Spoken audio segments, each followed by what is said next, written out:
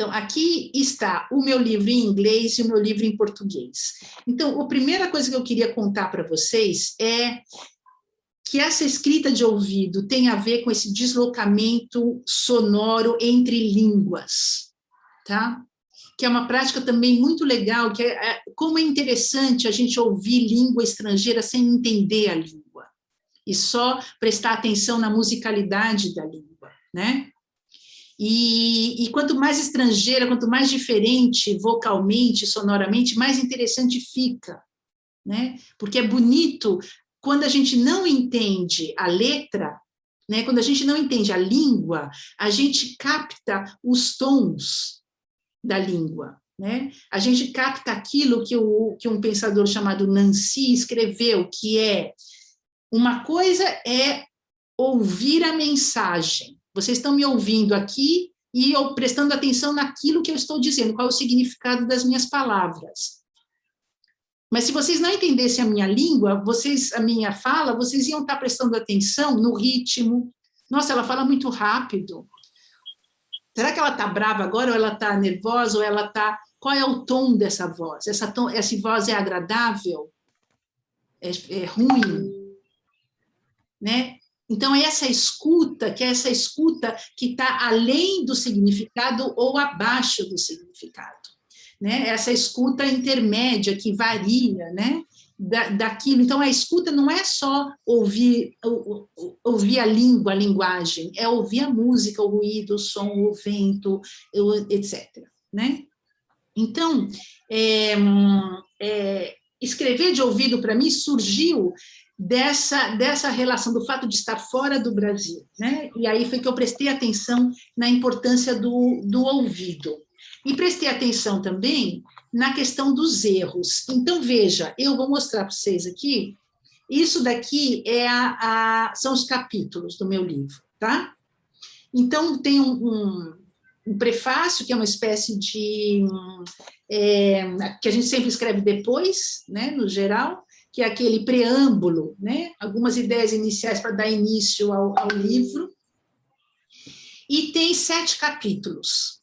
A introdução é um capítulo, e, na verdade, a introdução, o capítulo 2, Escrever de Ouvido, e o Romance da Escuta, foram meio que escritos juntos. Né? Separar isso daqui foi um problema, porque isso foi o início da pesquisa, né? Foi o início de um projeto de livro que era outro livro. Meu livro tinha outro formato, eu ia ter uma parte só sobre Guimarães Rosa, uma parte só sobre Machado de Assis, uma parte só sobre Clarice, uma parte sobre as escritas e a questão indígena. Era um livro que tinha um projeto enorme, né? E quando eu fui vendo que eu não ia dar conta de terminar em tempo, né, eu tive que fazer uma redução da proposta e concentrar em Clarice, que foi a fonte inicial. Né? Então, eu escrevi esses 3 capítulos aqui, e a partir do 4, o 5 e o 6, né, apesar de eu falar de Clarice desde o início, esses aqui são leituras íntimas, leituras... como se chama close reading. Eu pego o livro da Clarice, eu vou em frases, eu vou em parágrafos, e eu vou lendo, né, como se eu lesse com lupa. Isso é uma técnica muito interessante para quem trabalha com escrever a respeito de outros escritores, né?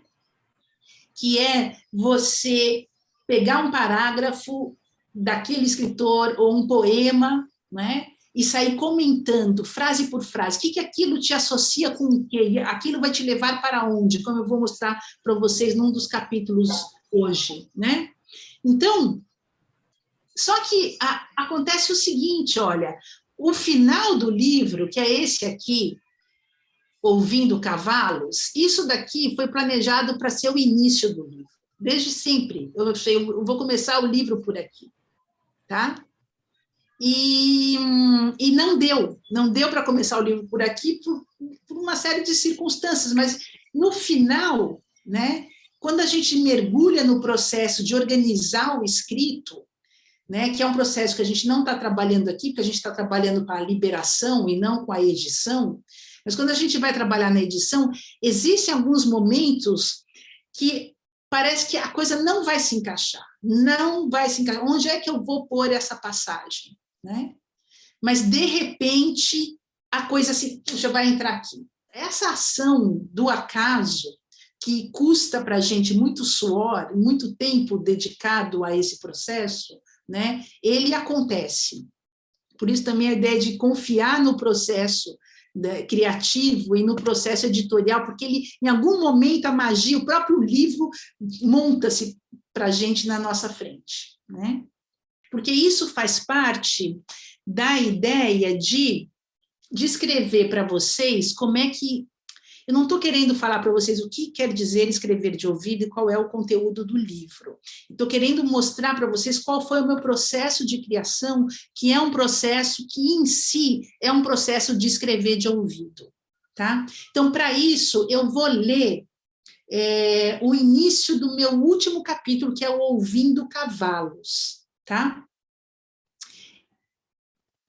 E esse último capítulo, que era para ser o primeiro, começava com essa epígrafe, que é de uma compositora israelense, ela canta em inglês, né? E ela diz: eu sou uma alma nova, eu vim para este mundo, para esse estranho mundo, esperando que eu fosse aprender um pouco como dar e receber. Mas desde que eu cheguei aqui, eu senti a alegria e o medo, e me encontrei fazendo todo tipo de erro, mistake. Tá? Então, isso, para mim, correspondia à minha situação. Eu sou uma estrangeira, chegando nos Estados Unidos, né? Esperando aprender um pouco, né? Dar e receber aqui, né? Mas desde que eu vim aqui, eu me encontrei fazendo todo tipo de erros, de equívocos, né? Eu vou ler, então, esse início, porque mostra o processo de criação. Olha só. Começa assim: era uma noite de quinta-feira, e o jovem pesquisador alemão já havia iniciado a sua fala. Cheguei um pouco atrasada, mas consegui encontrar uma cadeira e comecei a ouvir. Ele falava sobre Nietzsche e cavalos. A palestra era em inglês, então ele falava sobre Nietzsche e horses. Cavalos, eu pensei, por que não? Nietzsche e cavalos, cavalos e Nietzsche, pode fazer sentido. Mas quando ouvi do pesquisador que o cavalo em questão tinha dito ou escrito algo, desconsiderei imediatamente a ideia. Apurei meus ouvidos e finalmente entendi. O cavalo, horse, mencionado era, na verdade, o grande orador e poeta romano do primeiro século antes de Cristo, chamado Horácio, Horace, que definiu a poesia como o mais frágil e também o mais durável dos objetos.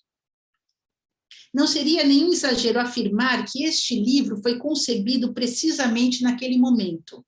Eu havia chegado há pouco tempo do Brasil para viver na Califórnia, e esta situação de equívoco me confirmou mais uma vez que o principal sentido e órgão de sobrevivência e composição fora do meu idioma, casa, era, sobretudo, meu ouvido. O erro de percepção sonora que me fez confundir horse e Horace pode nos levar a uma articulação de experimentos em uma escrita orientada pelo ouvido. Essa breve cena sobre Horácio e Horse me permite mostrar como a escrita de ouvido opera por meio de uma série de encontros casuais, guiados pelo fluxo de sonoridades, quando conexões inconscientes emergem na página. Como veremos, para além de questões relacionadas à biografia de Nietzsche, aquele cavalo e Horácio não estão tão distantes assim. E aí continuo. Horácio talvez seja lembrado como autor de uma carta que se tornou, junto com a poética de Aristóteles, um dos mais influentes tratados ocidentais sobre poesia e literatura. No começo da carta, Horácio fala de cavalos, ou pelo menos de partes de cavalos. Ele diz assim, numa forma de poema: se um pintor desejasse unir um pescoço equino de cavalo a uma cabeça humana e revestir de variadas penas membros reunidos de várias partes, de tal modo que uma mulher formosa termine em um peixe, vendo tal quadro, você veria que esse quadro é como sonhos de um doente, são vãs imagens criadas que não têm nem pé nem cabeça. Para escrever corretamente com verossimilhança, você não pode juntar um pescoço de cavalo com uma cabeça humana, você tem que fazer um desenho coerente. Então, veja, para eu narrar para vocês agora, eu vou ouvir uma palestra em inglês, eu não entendo bem o inglês, o cara está falando Horace, eu escuto horse, que é cavalo. Em vez de eu falar, nossa, que erro e que tal, e passar adiante, eu paro nisso, né? E começo a pensar, mas tem alguma relação horse com Horace? Aí eu vou, quem foi o Horace mesmo? Eu não lembrava nada disso. Quem foi o Horace? Eu vou atrás do Horace. Aí eu comecei, o Horace escreveu um tratado chamado Epístola aos Pisões. Qual que tem nessa capa? Eu começo ali, começa com cavalo. Aí eu vou atrás da biografia do Nietzsche. O Nietzsche, a última cena que se foi vista do Nietzsche, quase como uma fábula, antes dele entrar para a loucura, é que ele se abraçou a um cavalo que estava sendo batido no meio de uma praça. Então, veja, como é que a gente explica isso? Senão que as conexões inconscientes, mentais, né, talvez nem sempre levem a alguma coisa que faça sentido, né? Mas mesmo quando não faz sentido, talvez também faça sentido. Que é o lance da psicanálise foi esse. Deixa eu ouvir, em vez de achar que isso é loucura e que tem que internar, deixa eu ouvir, né? O que a histérica, são as mulheres, né?